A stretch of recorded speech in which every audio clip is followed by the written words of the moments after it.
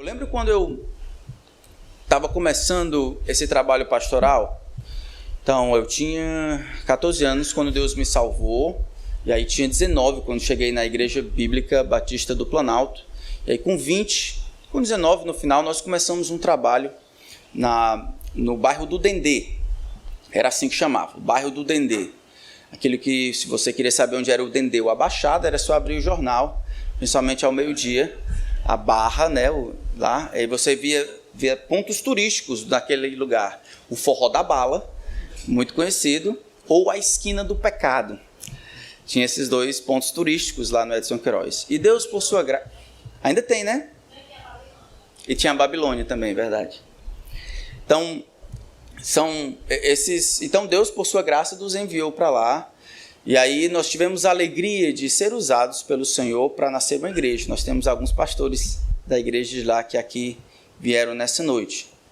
Mas eu não sabia muita coisa. Na verdade, eu achava que sabia de alguma coisa e rapidinho eu percebi que não sabia quase nada. Então, da noite por dia, na verdade, depois de um ano, nós tínhamos uma igreja, 50 pessoas decidiram seguir a Cristo naquele ano.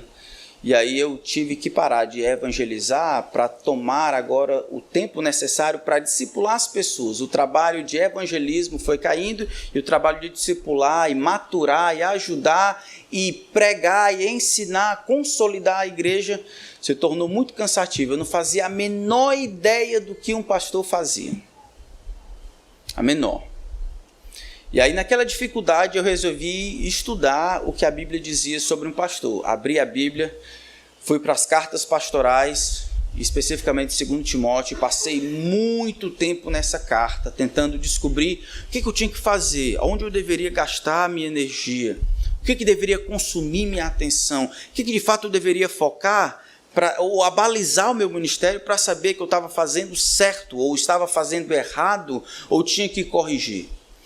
Então, olhando 2 Timóteo, eu detectei muitas coisas que eu realmente não precisava focar atenção. Olhando 2 Timóteo, por exemplo, não fala de música. E aí, como plantador, você tem que fazer um bocado de coisa. Dentre elas é tocar, cantar, recolher oferta, coisas assim. Você tem que fazer quase tudo. Mas o tempo que eu gastava, não que essas coisas não são legais, mas o tempo que eu gastava fazendo essas coisas roubava de tempo para outras coisas que parecem, por 2 Timóteo, que eram mais importantes. Poderia se passar sem ter músicas cantadas por um homem tão bem afinado, mas não poderia passar sem outras coisas. Então, detectei 27 mandamentos que Paulo diz para Timóteo. E aí, nesses 27 mandamentos, eu encontrei o que para mim se tornou um divisor de águas. Eu acho que eu encontrei o coração do ministério. Eu já contei essa história algumas vezes, mas aqueles que já ouviram vão ouvir de novo. Por várias vezes, Paulo vai chamar Timóteo, a atenção de Timóteo, para coisas que Timóteo não deveria passar, não deveria esquecer. No capítulo 1, por exemplo, no versículo 8, ele diz para Timóteo, para que Timóteo não se envergonhe do testemunho de Cristo, que foi revelado por meio do Evangelho. Ele diz que é por causa ou por meio do Evangelho que a luz e a imortalidade foram reveladas, no capítulo 1, versículo 10. É exatamente para isso, no versículo 11 do mesmo capítulo, que Paulo foi comissionado para ser apóstolo, para revelar, para caminhar junto com Deus, revelando o ministério por meio de Cristo. Timóteo, no capítulo 2, versículo 8, deveria relembrar constantemente das implicações do Evangelho. O próprio Paulo tinha sido acorrentado e preso por causa da mensagem do Evangelho, mas o próprio Evangelho não estava preso, no versículo 9 do capítulo 2. Capítulo 3, verso 15, as Escrituras poderiam liderar o homem para a salvação, tornar o homem salvo para a salvação.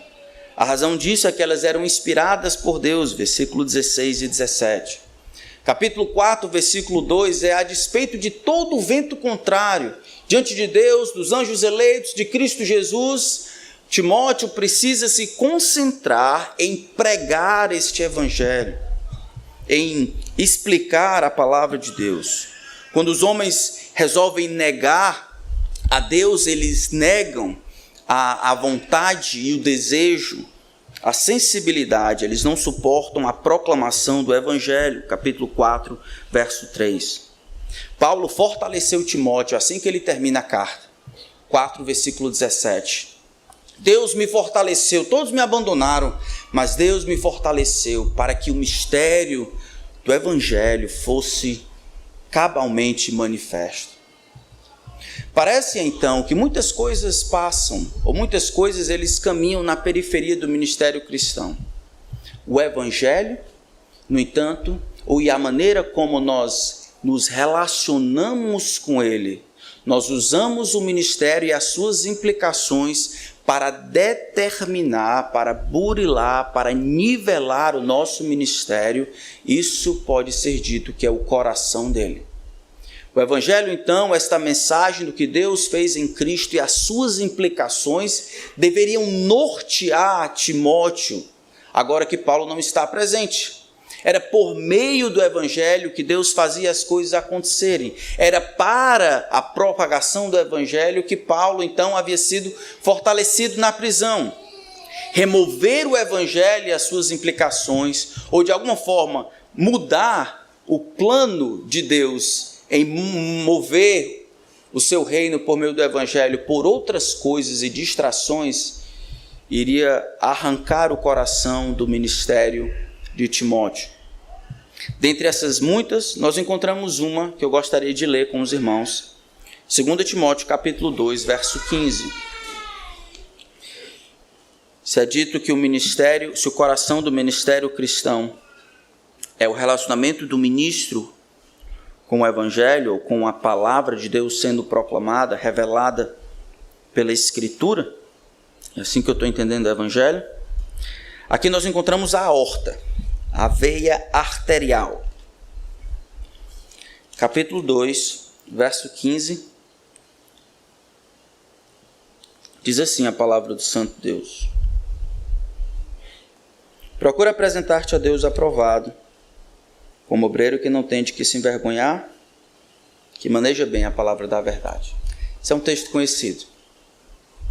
Nosso desejo é sermos aprovados por Deus. Vamos orar, nós vamos ter uma breve meditação nesse texto. Pai, agora que a Tua palavra está aberta diante de nós, está nos coração e mentes para entendermos o que ela tem a dizer. Teu Espírito seja o nosso professor, que ela seja a nossa regra. Senhor, não nos permita fugir do que ela tem a dizer. Que o Senhor vença sobre as nossas distrações, os nossos enganos. Senhor, vença sobre as nossas limitações. Glorifique a si mesmo. É o nosso desejo. Em nome de Cristo. Amém. 2 Timóteo 2,15. Então, esse é o nosso texto. Percebe-se que esse texto a gente pode dividir talvez em 3 sessões. A gente pode ver a audiência do ministério, procure apresentar-te a Deus aprovado. A gente pode ver a vergonha do ministério, aprovado como um obreiro de que não tem de que se envergonhar. E a especialidade do ministério: ele não tem de que se envergonhar porque ele maneja bem a palavra da verdade. A gente poderia traduzir esse versículo como: aplique todo o esforço necessário para se apresentar diante de Deus como um trabalhador aprovado, que não precisa estar envergonhado, ensinando a mensagem da verdade de maneira correta. Faça o melhor que você puder para apresentar-se como alguém aprovado diante de Deus, um obreiro que não tem necessidade de sentir vergonha, explicando corretamente a palavra da verdade. Seja diligente por apresentar-se a Deus, em apresentar-se a Deus como um obreiro, um trabalhador que maneja bem a palavra da verdade.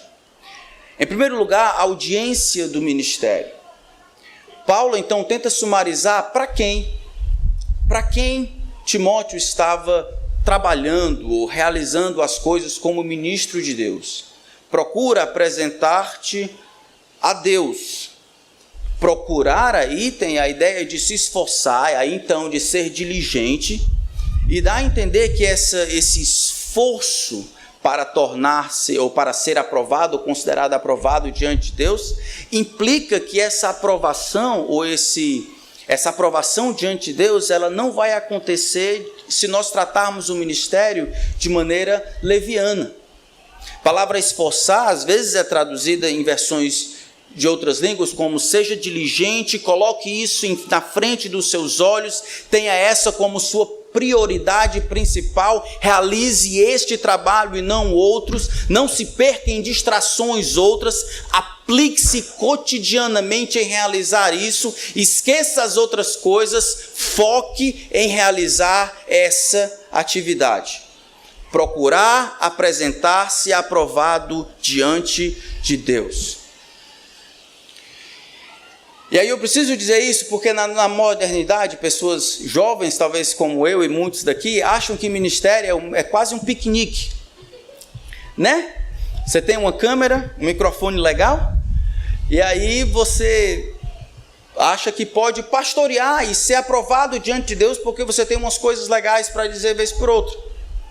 Nada contra aqueles que tentam de alguma forma promover o reino de Deus por meio da mídia. Mas a pintura que nós encontramos aqui é muito mais severa e grave do que aquelas coisas que vão acontecer naturalmente. Esta aprovação diante de Deus, a maneira como Paulo está dizendo para Timóteo, parece que esta aprovação diante de Deus só vai existir quando Timóteo compreender essa atividade e se esforçar para que essa atividade de ser aprovado diante de Deus o consuma. Mais do que ser aprovado diante da congregação, mais do que ser aprovado diante da mídia ou receber likes aqui e acolá, ele, quando olha o seu coração, diante de Deus, ele está aprovado diante do Senhor, recebe do Senhor o seu bem feito. Existe sempre a tentação no ministério, nós sabemos, de fazer as coisas para os outros. Paulo falou isso em Gálatas capítulo 1. Procuro eu, porventura, agradar a homens? Se eu tentasse agradar a homens, não seria servo de homens, ou de Deus, mas de homens. Ele falou dessa dificuldade, dessa tentação. Nós, no entanto, devemos tentar o máximo possível agradar a Deus. Deus precisa ser a nossa audiência. Duas implicações desta primeira parte aqui. A primeira é que esta piedade, ou esta aprovação, ou este sucesso ministerial da perspectiva de Deus, isso é, ser aprovado por Ele, não virá sem esforço. Parece que sucesso em ministério, assim como piedade, são coisas que são resultado do esforço para produzir aquilo, né? Ou 1 Timóteo capítulo 4 vai dizer: o exercício físico para pouco é proveitoso. Exercita-te na piedade. Quando ele diz exercita-te na piedade, exercita-te que a piedade ela não crescerá, ela não será produzida em você como se produzem os seus cabelos. Piedade ela não vai acontecer naturalmente como se crescem as suas unhas. Piedade é resultado da confiança em acreditar que o grande Deus trabalha na minha vida pelos meios de graça que Ele estabeleceu e eu demonstro a minha fidelidade e crença nisso quando eu me agarro a esses meios de graça com afinco. Oração, leitura, estudo, jejum, devoção. E aí, como produto desse esforço, Deus então transforma o nosso coração, nos trazendo piedade. E aí precisamos saber, irmãos, talvez parte do nosso insucesso no ministério, quando eu digo sucesso, estou dizendo ser aprovado por Deus, talvez seja por conta da nossa falta de determinação em nos esforçarmos para sermos apresentados diante de Deus aprovados.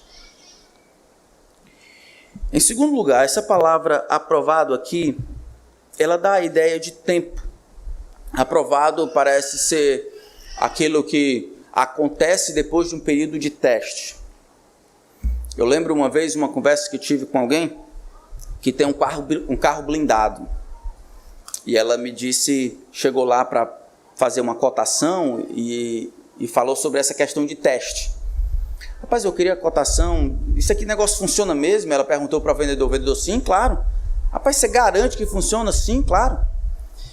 E aí o vendedor, ele foi para trás da porta, chamou um outro vendedor, o vendedor descarregou uma 9mm na porta, ele ficou do lado de lá, e aí depois que ele descarregou, ele fechou a porta, mostrou para ela e disse, tá vendo? Passou no teste. Coisa de doido, foi aqui no Brasil não, viu? É mais ou menos essa a ideia. Ser aprovado significa ser testado e passar no teste, ser comprovadamente aprovado. Isso para dizer que esta aprovação diante de Deus, ela demanda tempo, demanda teste. Ninguém parece que nasce aprovado. Nenhum homem será aprovado, nenhuma mulher será aprovada, a menos que seja testada antes.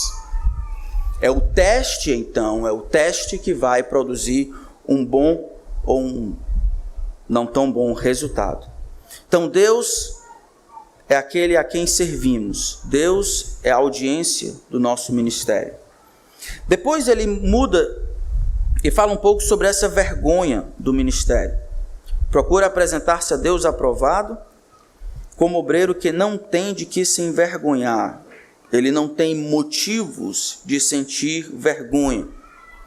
A imagem aqui é muito mais de integridade e diligência do que resultados que ele trouxe com o seu esforço. É que a imagem é que aquilo que foi pedido ou delegado a ele por fazer como um trabalhador diário, ele de fato realizou. E ao chegar no final do dia, ele pode oferecer não o fruto de uma árvore que foi plantada pela manhã, mas o solo que foi regado e a planta que foi de fato plantada. É o esforço, a diligência, a integridade mais do que os resultados de um trabalho. Parece que isso então é que traz a aprovação da parte de Deus, e é vivendo dessa maneira que o homem não precisará sentir vergonha. Alguém já disse que a nossa grande habilidade é a nossa disponibilidade para servir ao Senhor, muito mais do que os produtos ou os resultados das nossas ações.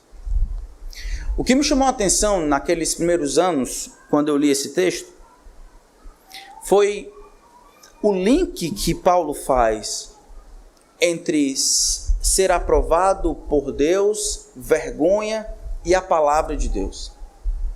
Como ele conseguiu colocar dentro de um mesmo versículo como eu posso ser aprovado ou desaprovado e como o resultado é definido pelo meu relacionamento com a palavra de Deus. Parece que o que Paulo está dizendo para Timóteo é: Timóteo, se você não fizer as coisas como Deus espera que você faça, se você focalizar outras coisas e não focar no Evangelho ou na palavra de Deus, em dar isso ao seu povo, você sentirá vergonha diante de Deus. Será que deveria ser assim? Será que isso é um julgamento real, verdadeiro? Será que é um julgamento justo? Que homens que passaram a vida toda fazendo o bem, juntando multidões, dizendo coisas legais e até bonitas a respeito de Deus, sejam categoricamente envergonhados diante de Deus, porque nessa muita muvuca, eles ignoraram aquilo que era o coração do ministério. Veja que Timóteo, esse Timóteo 2,15, ele é escrito dentro de um contexto em que os homens estão vacilando. Se você olhar lá o que aconteceu antes e depois, ele acaba falando daquele pessoal que não estava fazendo as coisas direito, Himeneu e Fileto, asseverando que a ressurreição já havia acontecido e por causa disso estava corrompendo outros. Versículo 16, ele diz: evita igualmente os falatórios inúteis e profanos, pois que se entregam a isso alcançarão cada vez mais a impiedade. Eles são inúteis e profanos, eles são um enchimento. Eles podem dar mobilidade ao ministério, eles podem dar uma certa afirmação no ministério, mas eles não podem validar o ministério diante de Deus. Essas outras coisas, falatórios, são inúteis. Essas outras coisas que estão na periferia do ministério, adocicando a boca do povo, são inúteis. Se concentre naquilo que é mais importante, é a palavra de Deus. Irmãos, tem sido essa a nota de Deus por toda a história da revelação. Se a gente for em Deuteronômio capítulo 32, verso 32, verso 32, verso 47. Quando Moisés está subindo quase no Monte Nebo para de lá morrer e está se despedindo do povo, não sei se vocês lembram, Deus diz por meio de Moisés ao povo: olha, guardem essas palavras serão para vós outros não uma coisa vã, ela é a vossa vida. Essa palavra será para vós outros não uma coisa vã, é a vossa vida. Em Mateus capítulo 4, é pela palavra de Deus que Jesus ele responde a Satanás e destrói a tentação. Em João capítulo 12, versículo 48, é a palavra que será o juiz naquele dia. É pela palavra que Jesus proferiu que os homens serão julgados naquele dia. Em João capítulo 17, verso 17, Jesus diz: santifica-os na verdade, a tua palavra é a verdade. Romanos 1,16, ele diz que é o evangelho, a palavra, é a proclamação, que é o poder de Deus para a salvação de todo o que crê. Hebreus 4,12, esta palavra que é forte o suficiente para dividir até o ponto, juntas e medulas. Esta palavra que penetra e é capaz de discernir o coração dos homens, é a palavra que foi inspirada por Deus e assim útil para todas as coisas. Meus irmãos, eu sei que todo mundo aqui é muito inteligente, mas o nosso povo não precisa ouvir as nossas opiniões. Ele não precisa saber as coisas que a gente pensa, ou as nossas histórias. O que o povo precisa é a palavra de Deus. A palavra de Deus é o coração do ministério, a exposição clara, o ministério permeado pela palavra de Deus. E se você não consegue fazer isso, peça ajuda. Do contrário, você vai enfrentar a vergonha de Deus naquele dia. Isso nos leva ao último ponto. Depois de falar sobre esta vergonha do ministério, ele fala sobre a especialidade do ministério. Procura apresentar-te a Deus aprovado, como obreiro que não tem de que se envergonhar, que maneja bem a palavra da verdade. Então, vocês já estudaram sobre esse texto, já sabem as 13 interpretações possíveis de manejar a palavra de Deus. Eu não vou acrescentar uma 14ª, não. Manejar a palavra de Deus é explicada de maneira própria, é fazer uso como ela foi entregue, é corresponder às expectativas de Deus ao entregá-la, é recebê-la como uma palavra inspirada e útil para retrucar, para repreender, para corrigir, para ensinar, para tudo. Você recebe ela como ela foi entregue, você de maneira respeitosa, responsável, você entrega ao seu povo a voz de Deus, para que Deus então dirija a sua igreja. Essa é a especialidade do ministério cristão. Como plantador de igreja, eu tive que fazer um bocado de coisa. Vocês nem imaginam, até dirigir com quase parto eu fiz. De parteira a pregador, a pacificador de gangue, pais de alunos. Você tem que fazer um bocado de coisa. E no meio do tempo eu me vi me perdendo. O povo, não deveria ser que o povo olhasse para o pastor e dissesse: rapaz, aquele camarada ali é um bom bocado de coisa. O que é que ele sabe? Papai faz tudo. Faz tudo, pode botar aí. Ele cozinha, ele faz tudo. Ele assovia, ele com chupa-limão, aquele negócio. Faz tudo. Parece que existe uma especialidade que deve sobrepujar a todas as outras. O que ele faz? Rapaz, ele é um homem da palavra. Como assim? Ele sangra Bíblia. Ele é um homem que ama o livro. Ele dirige a sua congregação por meio do livro. Ele fala, estimula, ele aconselha, ele prega, ele respeita, ele vive, ele pensa, ele se esforça para compreender o livro santo e dar o livro santo para o povo. Essa é a sua especialidade, é o que ele faz de melhor. Ele pode fazer um bocado de coisa, mas daquilo que ele sobrepuja aos outros é o seu esforço para nos dar a sua palavra. Essa precisa ser a especialidade do ministério cristão. Isso é o coração. O coração é a palavra de Deus, o evangelho sendo pregado, proclamado em suas implicações. Deus é a nossa audiência. A vergonha está relacionada a não fazer uso do evangelho como centro do ministério. E a nossa especialidade deve ser de acordo com a palavra de Deus. John Bunyan conta a história de um homem, do cristão, né? Ele está caminhando, ele chega na casa do intérprete. Já leram Peregrino? Ele chega na casa do intérprete. E aí ele vê uma figura diferente na parede, um quadro. E ele pergunta para o intérprete: o que é isso? A figura que ele viu é de um homem com o mundo nas costas, com o céu à sua vista, com o melhor dos livros nas mãos, com a boca aberta como que implorando aos homens para que arrependessem. E ele pergunta: quem é esse? Ele diz: este é o evangelista. É o que ele faz.